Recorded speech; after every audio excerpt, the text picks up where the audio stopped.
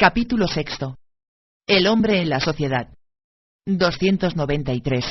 Disimulo benévolo. Es necesario en el trato de los hombres recurrir a un disimulo benévolo, como si no penetráramos los motivos de su conducta. 294. Copias. No es raro encontrar copias de hombres de consideración, y la mayor parte de las personas, como sucede con los cuadros, tienen mayor aprecio por las copias que por los originales. 295. El orador. Se puede hablar de una manera perfectamente justa, y sin embargo, de modo que todo el mundo pregone lo contrario, es cuando no se habla para todo el mundo. 296. Falta del abandono. La falta del abandono entre amigos es una falta que no puede repetirse sin hacerse irremediable. 297. Sobre el arte de dar. La obligación de rehusar un don únicamente porque no es ofrecido con buenas maneras, prepara contra el dador. 298. El adicto más peligroso. En todo partido existe un hombre que, profesando exageradamente los principios de ese partido, excita a los demás a desertar de él. 299. Consejeros del enfermo. Quien da consejos a un enfermo, se asegura un sentimiento de superioridad sobre él, sean seguidos o rechazados. Tal es la causa de que los enfermos irritables y orgullosos aborrezcan a los consejeros más que a la enfermedad misma. 300. Dos especies de igualdad. La sed de igualdad puede manifestarse en que se quiere, o bien someter a los demás rebajándolos, reduciéndolos al silencio, mirándolos sobre el hombro, o bien elevarse con todos haciéndoles justicia, ayudándolos, regocijándose de los éxitos de otros. 301. Contra el encogimiento. El medio mejor de socorrer a las personas que se hallan muy agobiadas y de tranquilizarlas, consiste en alabarlas de una manera decidida. 302. Preferencia por ciertas virtudes. Nosotros esperamos para dar valor particular a la profesión de una virtud, haber notado su completa ausencia en nuestros enemigos. 303. ¿Por qué se contradice? Se contradice frecuentemente una opinión, mientras que en realidad es solamente el tono en que se nos ha presentado el que no nos es simpático. 304. Confianza y confidencia. El que busca con propósito deliberado penetrar en lo confidencial de otra persona, no está de ordinario cierto de poseer su confianza. El que está seguro de la confianza, da poco valor a la confidencia. 305. Equilibrio de la amistad. Muy a menudo, en nuestras relaciones con otro, la vuelta al justo equilibrio de la amistad se consigue si añadimos en nuestro platillo algunos granos de injusticia. Los médicos más peligrosos. Los médicos más peligrosos son los que, nacidos comediantes, imitan al médico nacido con un arte consumado de ilusión. 306. Los médicos más peligrosos. Los médicos más peligrosos son los que, nacidos comediantes, imitan al médico nacido con un arte consumado de ilusión. 307. Cuando las paradojas se hallan en su puesto. Para atraerse a las personas de ingenio en favor de una proposición basta a veces presentarla bajo la forma de una paradoja monstruosa. 308. ¿Cómo se gana a las personas de valor? Para atraer a las personas de valor a una acción basta presentarla mucho más peligrosa de lo que es. 309. Graciosidades. Las personas que odiamos cometen según nosotros un crimen cuando nos hacen algún favor. 310. Hacer esperar. Seguro medio de exasperar a las personas y de inculcar los malos pensamientos es hacerlas esperar. Esto hace inmoral. 311. Contra los confiados. Las personas que nos brindan su plena confianza creen por ello tener derecho a la nuestra. Es un error de razonamiento, los dones no dan derecho. 312. Medio de apaciguamiento. Basta a menudo presentar a otro a quien hayamos causado algún agravio la ocasión de expresar alguna palabra en favor nuestro, para procurarle una satisfacción personal, para disponerle bien con relación a nosotros. 313. Vanidad de la lengua. Sea que el hombre oculte sus malas cualidades y sus vicios, sea que los confiese con franqueza, su vanidad desea siempre, en uno y otro caso, encontrar una ventaja. Obsérvese con qué finura distingue ante quien oculta sus cualidades y ante quien es honrado y franco. 314. Por consideración. No querer mortificar, no querer herir a nadie, puede ser lo mismo una muestra de justicia como de timidez. 315. Indispensable para la disputa. El que no sabe poner sus ideas entre hielo no debe empeñarse en el calor de la discusión. 316. Frecuentación y arrogancia. Olvida uno la arrogancia siempre que se sabe entre personas de mérito. Estar solo produce presunción. Los jóvenes son arrogantes, pues frecuentemente sus compañeros todos, no siendo nada, quieren pasar por ser mucho. 317. Motivo del ataque. No se ataca solamente por hacer mal a alguno, por vencerlo, sino quizá también por el solo placer de adquirir conciencia de la propia fuerza. 318. Adulación. Las personas que en nuestras relaciones con ellas quieren aturdir nuestra prudencia con sus lisonjas, usan de un medio peligroso, semejante al narcótico, que si no adormece, nos tiene más insomnes. 319. Buen epistolar. El que no escribe libros, piensa mucho y vive en una sociedad que no le supera, es siempre un buen epistológrafo. 320. Lo más feo posible. Ningún viajero ha encontrado en ninguna parte del mundo sitios más feos que en la faz humana. 321. Los compasivos. Las naturalezas compasivas, prontas a socorrer en el infortunio, son rara vez al mismo tiempo complacientes, son superfluas, no se sienten en posesión de su superioridad, y por eso muestran fácilmente su despecho. 322. Padres de un suicida. Los padres de un suicida suelen abominar al hijo para dejar a salvo su reputación. 323. Prever la ingratitud. El que da algo grande no encuentra reconocimiento, pues al favorecido le pesa demasiado la grandeza. 324. En una sociedad sin espíritu. Nadie es capaz de buena voluntad para el hombre espiritual por su cortesía, cuando se pone al nivel de una sociedad en que no es cortés ser espiritual. 325. Presencia de testigos. Cualquiera es capaz de arrojarse 2 veces tras de un hombre que cae al agua, si hay personas que no se atreven a hacerlo. 326. Callarse. La manera más desagradable de replicar en una polémica es la de enojarse y la de callar, pues el agresor interpreta ordinariamente el silencio como desprecio. 327. El secreto del amigo. Habrá pocas personas que si se hallan embarazadas por no encontrar materia de conversación, guarden los secretos del amigo. 328. Humanidad. Lo humano de las celebridades del espíritu, en sus relaciones con personas no célebres, consiste necesariamente en el agravio que infieren. 329. El embarazado.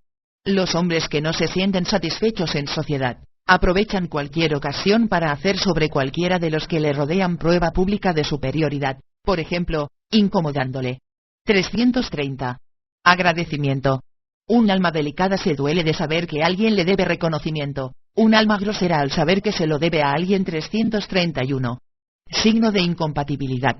El indicio más fuerte de la incompatibilidad de miras entre dos hombres que se hablen recíprocamente con algo de ironía, sin que ni el uno ni el otro la sientan.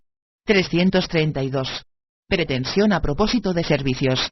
La pretensión a propósito de los servicios que se prestan, ofende más todavía que la pretensión sin esos servicios. El servicio por ese solo hecho es una ofensa. 333. Peligro en la voz. Alguna vez, en la conversación, el sonido de nuestra propia voz nos causa molestia y nos lleva a afirmaciones que no están del todo conformes con lo que opinamos. 334. Temor al prójimo. Tememos en el prójimo una disposición hostil, porque tememos que por esa disposición penetre nuestros secretos. 335. Distinguir por las censuras. Las personas muy distinguidas distribuyen sus censuras de manera que notemos su distinción. 336. Despecho por benevolencia de otro. Siempre exageramos el grado de odio o de temor que creemos inspirar, pues si conocemos a fondo el grado de nuestro alejamiento de una persona, de una tendencia, de un partido, estos, por el contrario, nos conocen muy superficialmente, y por esta razón nos odian superficialmente también. Encontramos a menudo una benevolencia inexplicable que nos ofende, porque muestra que no se nos toma bastante en serio. 337. Vanidades que se cruzan. Cuando se encuentran dos personas cuya vanidad es igualmente grande, se impresionan malamente porque se halla tan preocupada cada una en la impresión que quiere producir sobre la otra, que ambas se dan cuenta al fin que su afán es necio, y se imputan mutuamente la falta. 338. Malos modales, buena señal. El espíritu superior encuentra placer en las faltas de tacto, en las arrogancias, en las hostilidades de los jóvenes ambiciosos. Son estos como resabios de caballos fogosos, que no ha montado ningún jinete y que muy pronto se mostrarán orgullosos de llevarlos. 339. ¿Cuándo es oportuno ser culpado? Se hace muy bien en aceptar inculpaciones, sin rechazarlas, aunque nos agravien, cuando su autor siente mayor agravio de nuestra parte si lo replicamos o le refutamos. Es verdad que a un hombre puede inculpársele siempre cuando es razonable. 340. Poco honrado. Las personas presuntuosas a quienes se ha dado señales de estimación menor de la que esperaban, buscan largo tiempo el modo de cambiarlas en sí mismas y en los demás, haciéndose sutiles psicólogos para llegar a concluir que se les ha honrado suficientemente si no alcanzan su fin. Si se rasga el velo de su ilusión, se entregan a un terrible furor. 341. Ecos de estados primitivos en el discurso. En la manera con que los hombres emiten hoy sus afirmaciones en el mundo, se reconoce frecuentemente un eco del tiempo en que se inclinaban a las armas. Tan pronto sostienen sus afirmaciones como los tiradores al blanco su fusil, tan pronto se cree sentir el roce y el chocar de las espadas en algunos hombres. Una afirmación cae silbando como un proyectil. Las mujeres, por el contrario, hablan como seres que durante siglos estuvieran sentadas al pie del uso o manejando la aguja o jugando como niñas con los niños. 342. El narrador. El que hace una narración, un cuento, deja fácilmente notar por qué el hecho le interesa o por qué quiere interesar. En el último caso exagerará, usará de superlativos y de procedimientos semejantes. Entonces narra muy mal, porque no piensa tanto en el hecho como en él mismo. 343. El lector. El que lee en alta voz poemas dramáticos descubre su propio carácter, encuentra su voz más natural para ciertas situaciones y escenas que para otras, por ejemplo, para todo lo que es patético o para todo lo que es bufo, mientras que en la vida ordinaria quizá no tendría ocasión ni aún de mostrar la pasión o la agudeza de ingenio. 344. Una escena de comedia que se representa en la vida. Hay quien por la reflexión llega a una opinión ingeniosa para exponerla en una reunión. Podría entonces hacerse una comedia viendo cómo despliega todas las velas para llegar a ese punto y embarcar hacia lugar donde pueda ser notada, como a veces, perdida la dirección, vuelve a tomarla hasta perder el aliento casi. Entonces alguno le adelanta la observación, se la quita de la boca. ¿Qué hará? ¿Oponerse a su propia opinión? 345. Impolítico mal de su grado. Cuando un hombre, mal de su grado, comete una falta de política hacia alguno, por ejemplo, no lo saluda, se siente contrariado, aunque no pueda hacer reproche alguno a sus intenciones, sufre por la mala opinión que ha podido despertar en otro respecto de sí o teme las consecuencias de una desavenencia, pueden excitarse así al vanidad o el temor o la simpatía, o quizá todo a un mismo tiempo. 346. Obra maestra de traición.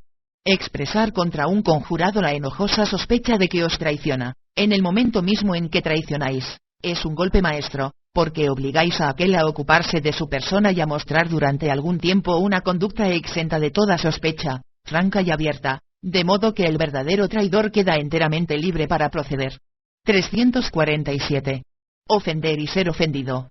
Es más agradable ofender y pedir perdón después, que ser ofendido y conceder el perdón.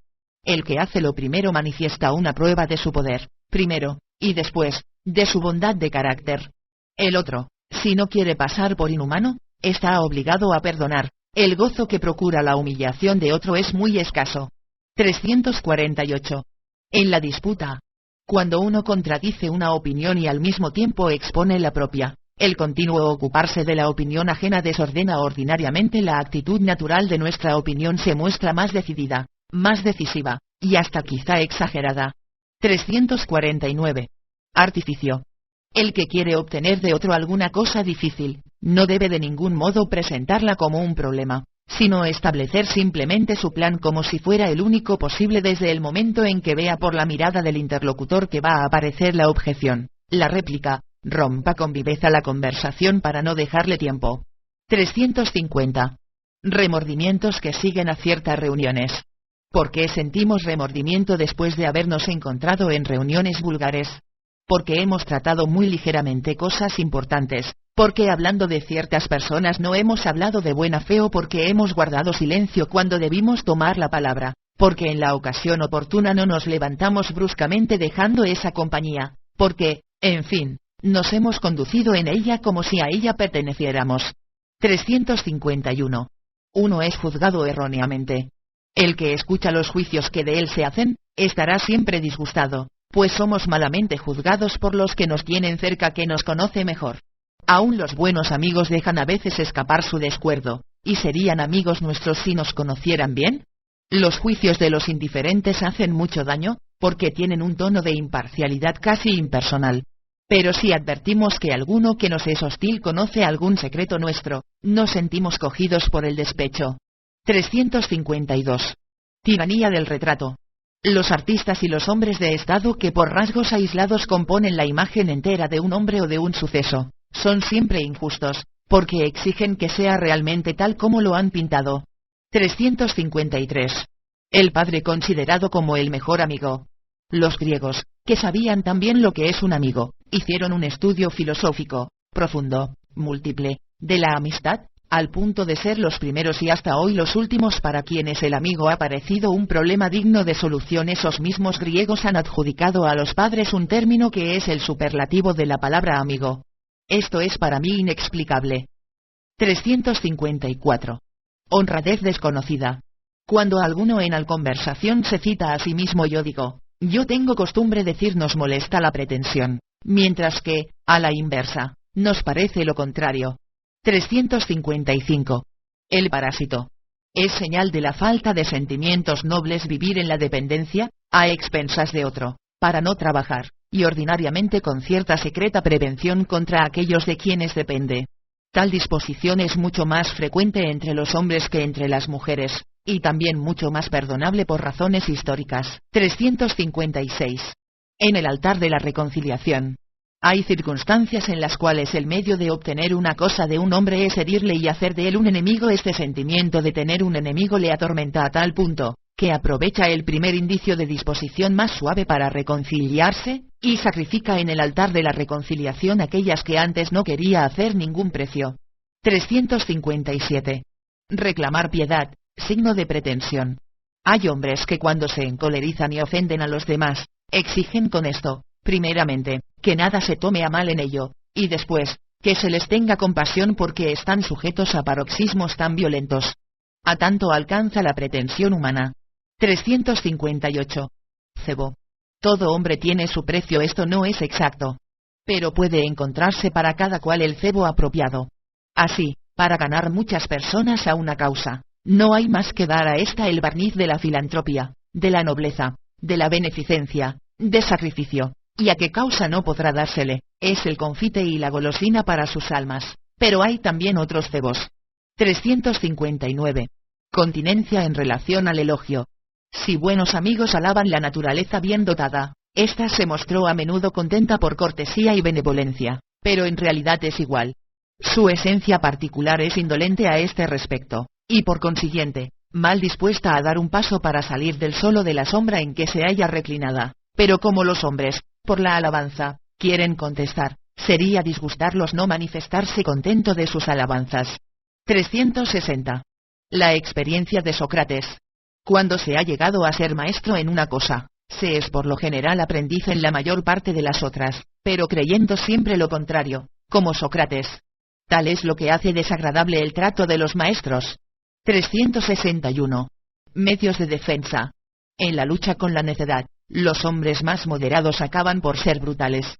Quizá están por ello en el verdadero camino de la defensa, pues ante un contrario estúpido, el argumento que conviene es el puño cerrado. 362. Curiosidad. Si la curiosidad no existiera, se haría muy poco por el prójimo. Porque la curiosidad se insinúa bajo el nombre de deber o de compasión en la casa del que sufre y del necesitado. Quizá aún en el famoso amor maternal exista una buena parte de curiosidad. 363. Equivocaciones de la sociedad. Este desea hacerse interesante por sus juicios, aquel por sus simpatías y sus aversiones, el tercero por sus conocimientos, el cuarto por su aislamiento, y todos se equivocan, pues el único espectáculo digno de consideración es uno mismo. 364. Duelo. En favor del honor y de los duelos, puede decirse que si un hombre tiene un noble sentimiento tan arraigado que no puede vivir si tal o cual dice o piensa tal o cual cosa sobre su persona, puede exigir la muerte del uno o del otro. Esta susceptibilidad no hay que discutirla, somos en esto los herederos del pasado, de su grandeza, así como de sus exageraciones, sin las cuales no existió jamás la grandeza. Es un gran beneficio que exista hoy un código de honor que hace de la primera sangre el equivalente de la muerte, de manera que después de un duelo parece que se alivia la conciencia, porque de otro modo muchas existencias humanas estarían en peligro. Tal institución enseña, por otra parte, a los hombres a reprimirse. 365. Nobleza y reconocimiento. Una alma noble se sentirá de buen grado obligada al reconocimiento, y no evitará las ocasiones en que pueda quedar obligado. 366. Las horas de elocuencia. ¿Hay quien para hablar bien necesita de alguno que le sea decidida y notoriamente superior? Los hay que no pueden estar más que delante de quien puedan dominar con plena libertad de palabra y hermosos giros de elocución. En los dos casos la razón es la misma, hablan bien cuando hablan sin inquietud. El uno porque delante de su superior no siente el aguijón de la concurrencia, de la rivalidad, el otro porque se halla en el mismo caso ante su inferior. Hay aún otra clase de hombres que no hablan bien más que con emulación, con intención de vencer. ¿Cuál de las dos especies es más ambiciosa, la que habla bien cuando se despierta su ambición, o la que por el mismo motivo habla mal o no habla? 367. El talento de la amistad. Entre los hombres que tienen un don particular para la amistad, se presentan dos tipos. El uno está en elevación continua y encuentra para cada fase de su desenvolvimiento un amigo adecuado. La serie de amigos de que se hace, está rara vez en alianza mutua. A menudo se halla en mala inteligencia y en contradicción, puesto que las fases ulteriores de su desenvolvimiento anulan o alteran los anteriores. Tal hombre puede por broma llamarse hombre escala. El otro tipo está representado por el que ejerce una fuerza de atracción sobre caracteres y talentos muy diversos, tanto que se atrae a todo un círculo de amigos, pero estos llegan por eso mismo a relaciones amistosas entre sí, a despecho de todas las diferencias. Tal hombre puede llamarse hombre círculo, pues ese acuerdo de situaciones y de naturalezas tan diversas, debe ser en algún modo una forma preexistente de él. Por lo demás, el talento de tener buenos amigos es en muchos mayor que el de ser buen amigo. 368. Táctica en la conversación. Después de una conversación con algunas personas, ¿se halla uno bien dispuesto hacia su interlocutor, si ha tenido ocasión de desplegar ante él su espíritu, su amabilidad, en todo su brillo? Es lo que aprovechan los hombres malignos que quieren predisponer a alguien en su favor, procurándole en la conversación ocasiones de hacer una frase, etc. Imaginaos lo que sería una conversación entretenida entre dos malignos que quieren ponerse en disposición favorable, y con esta mira desparraman aquí y allá. En la conversación se proseguiría enteramente desnuda de espíritu y de amabilidad, porque cada uno dejaría al otro la ocasión de mostrar amabilidad y espíritu. 369. Descargo del mal humor. El hombre que fracasa en alguna cosa, prefiere achacar ese descalabro a la mala voluntad de otro que a la casualidad. Su sobreexcitación se calma con el hecho de imaginarse que el fracaso lo debe a una persona, no a una cosa, pues de las personas puede uno vengarse y del destino hay que devorar los agravios.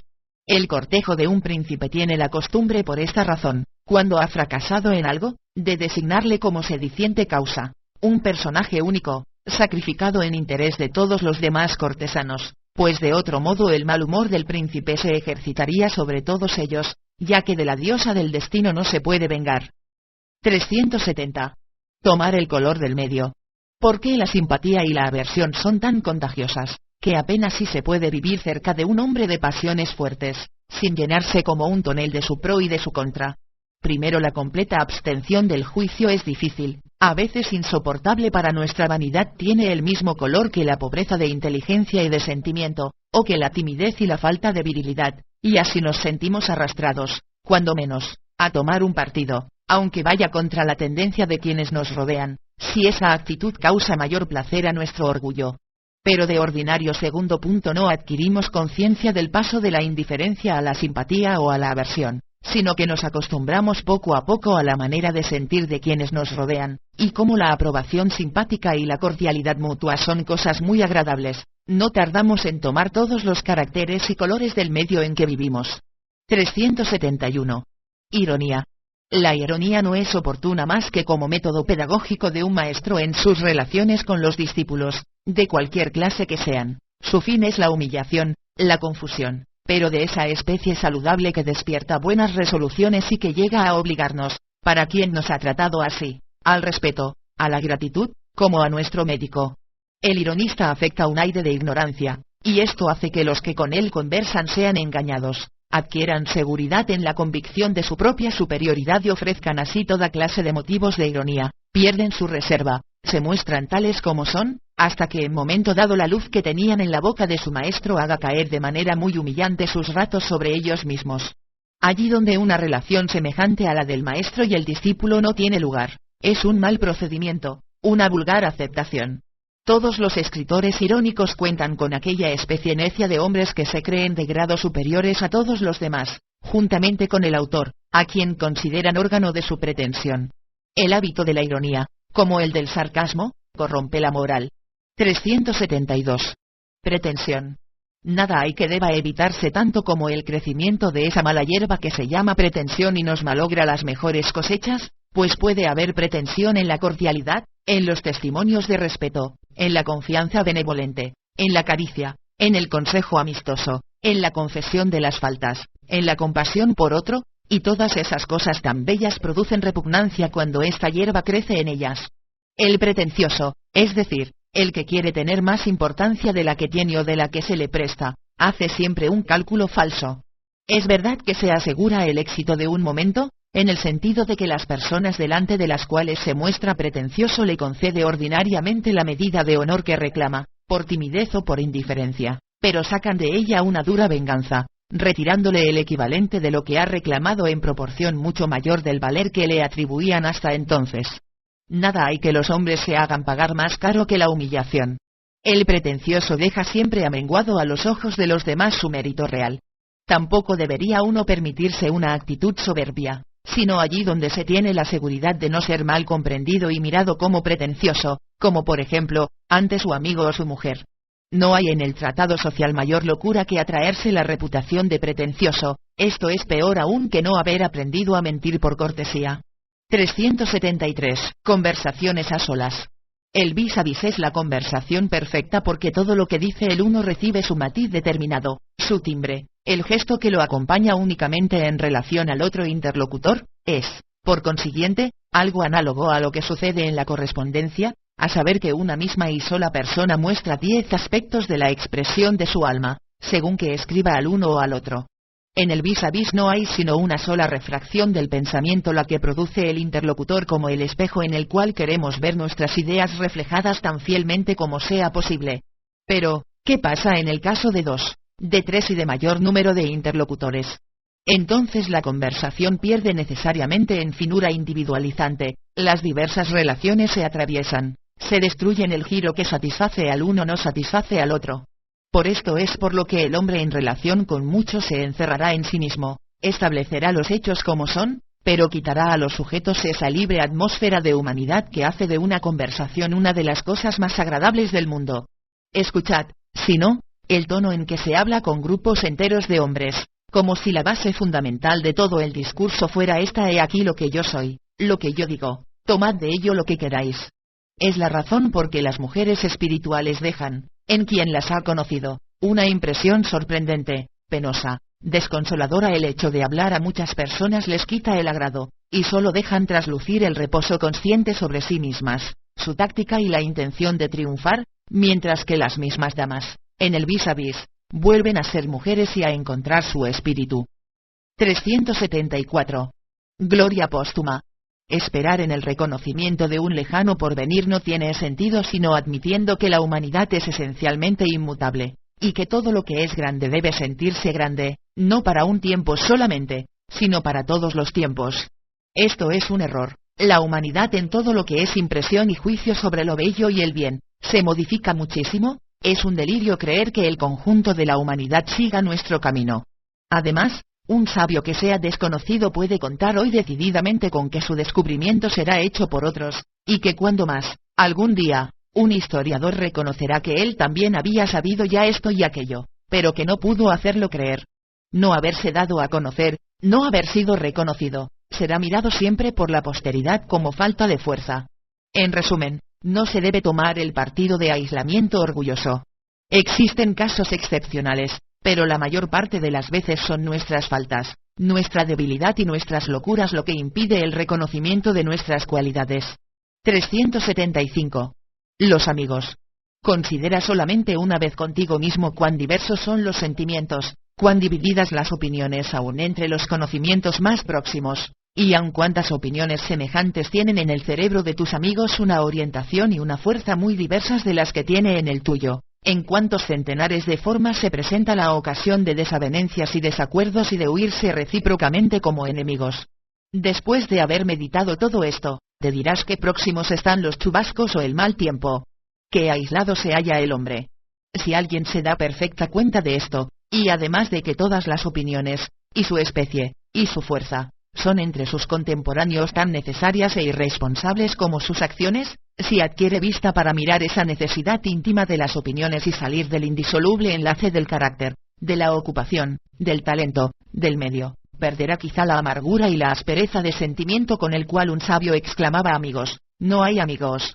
Se hará más bien esta confesión: sí, hay amigos, pero es el error, la ilusión quien los ha conducido hasta ti, y les es necesario haber aprendido a callarse para permanecer siempre amigos, pues casi siempre tales relaciones humanas descansan sobre que una o dos cosas no se dirán nunca ni serán tocadas jamás, pero esos guijarros ruedan, y tras ellos va la amistad y se rompe. Hay, por ventura, hombres para quienes no fuese mortal herida el saber lo que sus más fieles amigos sienten de ellos en el fondo. Aprendiendo a conocernos a nosotros mismos, a considerar nuestro mismo ser como una esfera móvil de opiniones y de tendencias, y así a despreciarlo un poco, pongámonos en parangón con los demás. Es verdad que tenemos razones para estimar poco a los que conocemos, pero también otras semejantes para volver ese sentimiento contra nosotros mismos. Así, pues, soportemos a los demás lo que a nosotros nos soportamos, y quizá llegará un día en que podáis exclamar con el sabio moribundo: amigos, no hay amigos. Añadiendo: enemigos, no hay enemigos.